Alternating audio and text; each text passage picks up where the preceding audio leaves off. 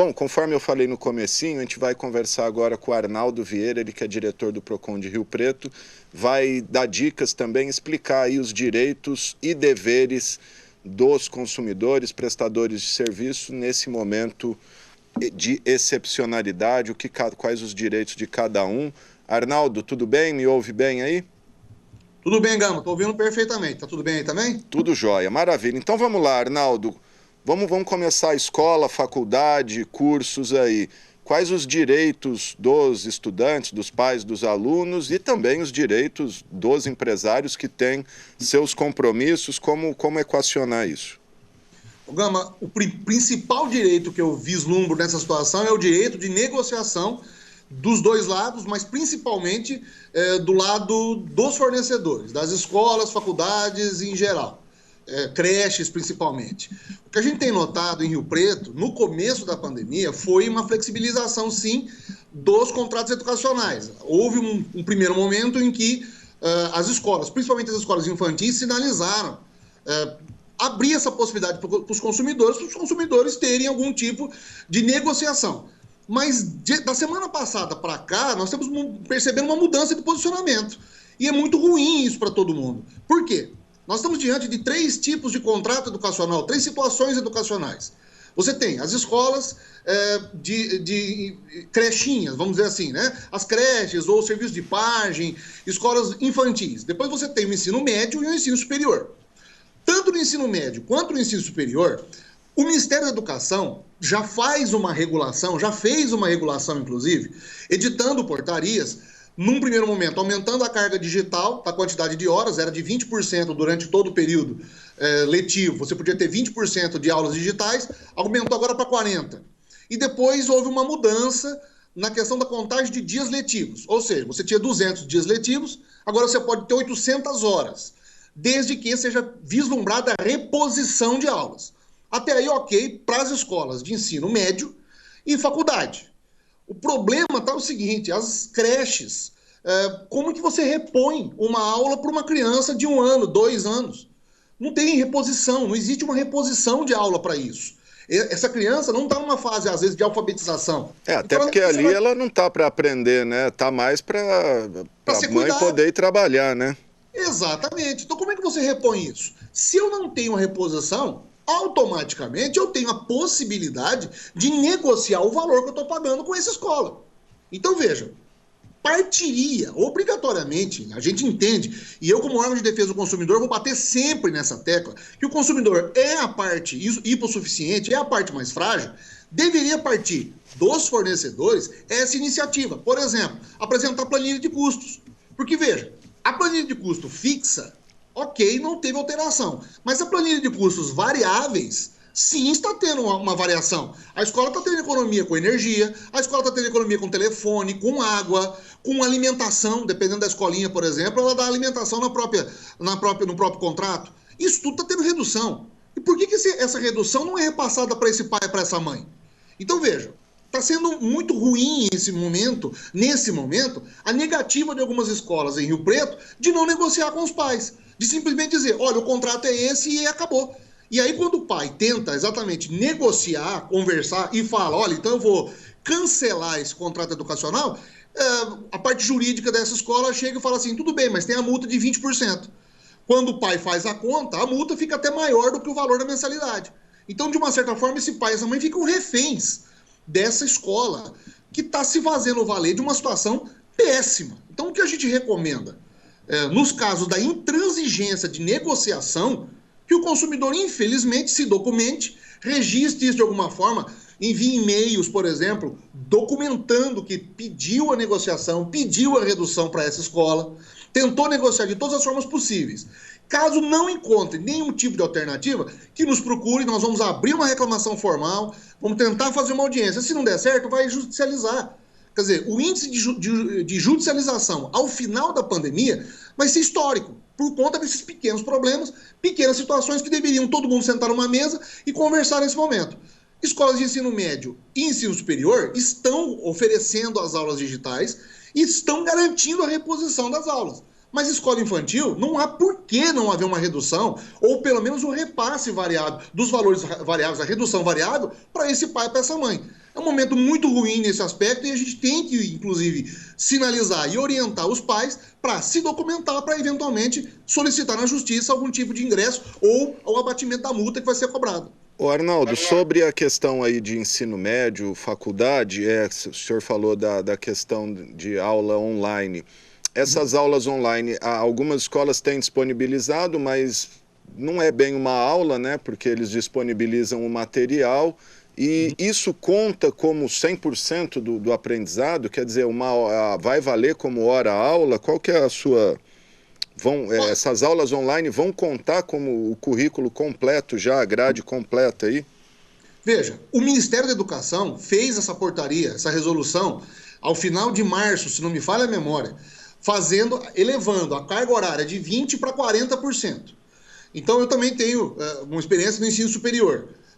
O limite de 40% que pode ser configurado, que pode ser passado a esse aluno, daqui a pouco, por conta de todo o período que nós estamos vivendo, vai estar chegando ao fim. A pergunta hoje, inclusive das mantenedoras, e que nos tem consultado, inclusive, das instituições que têm nos consultado e aí? Como é que vai ser? Essa resposta, Gama, infelizmente, só o Ministério da Educação vai poder decidir, vai poder determinar. Porque se você converter a quantidade de dias letivos em horas, você abre a possibilidade para esse aluno fazer aula, por exemplo, aos sábados, aos domingos, final de semana, feriado, de madrugada. Você não tem a necessidade de contar como dia letivo. Ok, mas vai chegar um momento em que, se a pandemia, se as quarentenas se estenderem, eu não vou ter tempo para fazer a reposição de aula, que deveria, inclusive, ser contratualmente garantida. Então, provavelmente, o Ministério da Educação vai ter que manter, ou ele vai ter que dar uma alternativa. Sob a ótica agora do direito do consumidor, os contratos educacionais prevêem essas duas possibilidades, até porque é legislação. Você tem a aula presencial, que tem que ser reposta. De alguma forma, vai ter que ser reposta. E é por isso que eu estou fazendo esse preâmbulo exato, para explicar que essa reposição pode ficar prejudicada e o Ministério da Educação vai ter que dar uma solução para nós. Mas o conteúdo digital que o aluno vai ter direito já estava previsto legalmente. Agora, vai, obviamente, das instituições zelar pela qualidade e fazer o acompanhamento pedagógico desse material. É claro que, como é que você configura, sob a ótica do direito do consumidor, o que é uma aula boa online ou uma aula ruim online? Não tem como. Então, veja, o contrato está sendo mantido. Ok. Estamos convertendo as aulas, que seriam presenciais, em aulas digitais. O que eu acredito nesse aspecto, inclusive, vai dos alunos, que são consumidores também, exigir qualidade dos docentes, das faculdades, neste período. Nessas aulas digitais, online, da forma como for. A metodologia que está sendo colocada está garantindo a parte contratual, mas não está garantindo a parte pedagógica.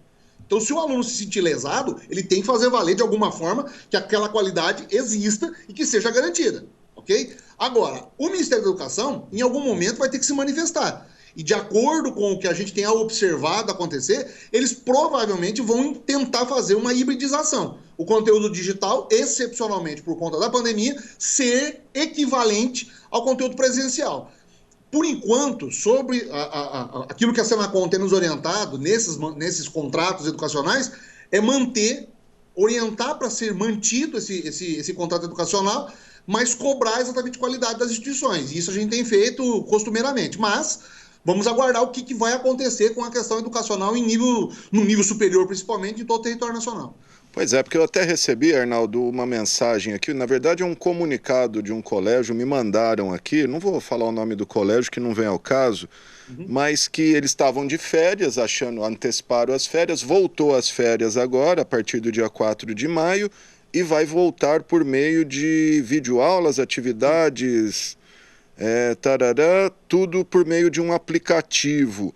Só que aí eles ainda falam, posteriormente o colégio enviará um guia para os pais sobre como atuar nesse período de ensino remoto. Quer dizer, a escola ainda está jogando para os pais a responsabilidade de cuidar e de acompanhar esse processo de ensino, esse processo pedagógico dos filhos. Não é muito tua área. Bom, até o senhor é professor universitário, mas é justo a escola jogar para os pais a responsabilidade de...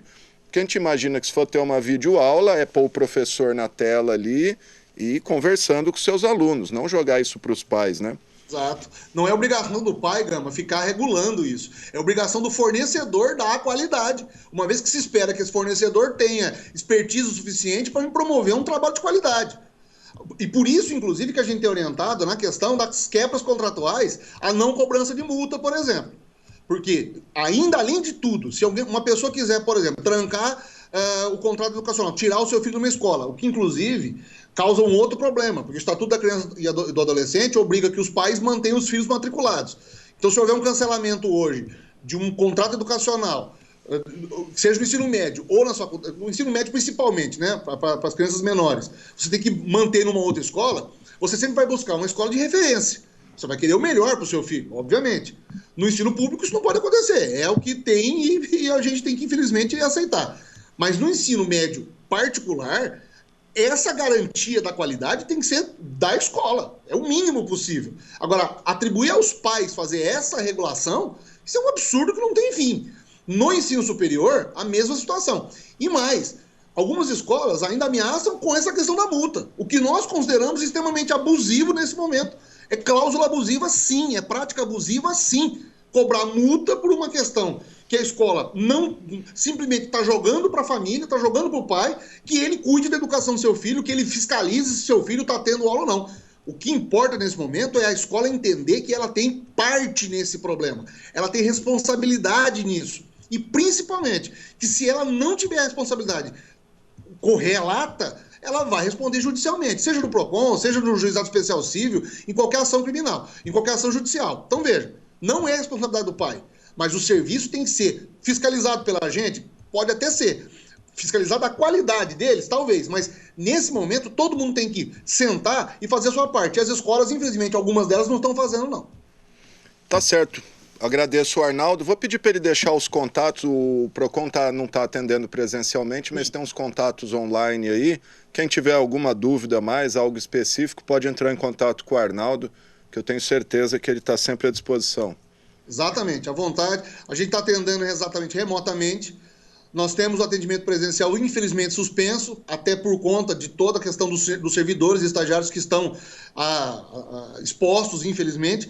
Mas os canais que a gente tem, Facebook, estamos atendendo uma demanda, inclusive, grande no Facebook, e as pessoas têm marcado exatamente, @Fundação Procon, tem chegado até nós, e pelo WhatsApp, 99627-0528. Esse é o nosso WhatsApp, é o principal canal de informação. A gente pede que as pessoas entrem em contato conosco através desses canais. Tá certo, eu agradeço, Arnaldo. Tem muito assunto para a gente falar ainda, ao longo dos dias a gente vai falando. Tem questão de academias, de clubes recreativos, abuso de preço aí de mercadorias, principalmente máscara, né? A gente tem visto máscara que custa, em tempos normais, 20 centavos, pessoal vendendo aí por 4, 5 reais, mas fica para outro dia. O Arnaldo certamente está à disposição para sempre esclarecer os assuntos aqui com a gente. Arnaldo, obrigado, viu? Grande abraço, Gano. Precisando, só entrar em contato. Maravilha, tá aí o Arnaldo Vieira, ele que é jornalista também, colega de profissão, mas no momento ocupa o cargo aí de diretor do PROCON de Rio Preto.